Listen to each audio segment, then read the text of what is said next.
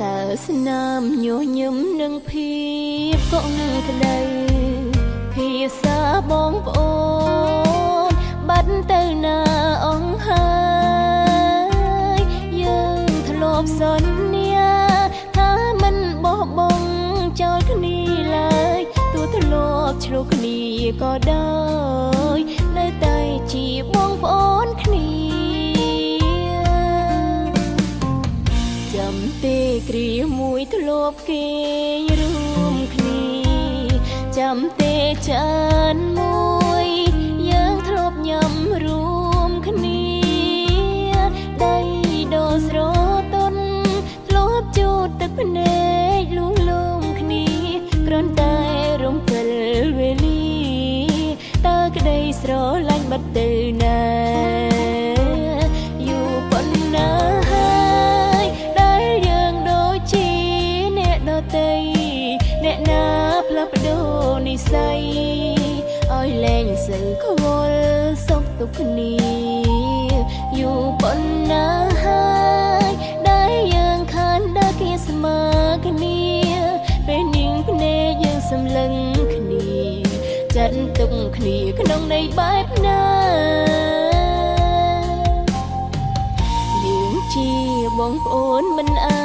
ចចោលគ្នាមិនថាពេលនេះយើងឆ្ងាយគ្នាយ៉ាងណាបើថ្ងៃមុនខលើកលែងទោះឲ្យគ្នាផងណាបងប្អូនគឺជាភាសាដែលស្ដាប់ឮហើយមិនអាយកោ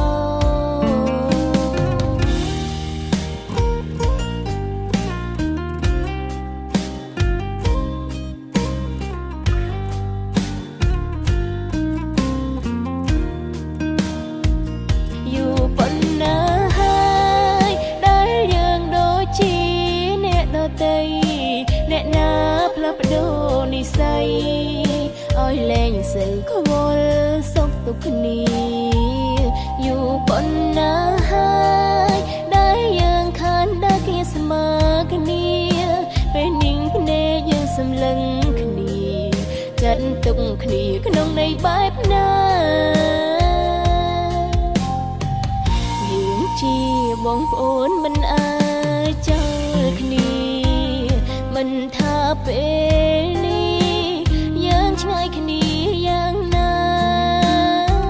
បើថ្ងៃមុនខ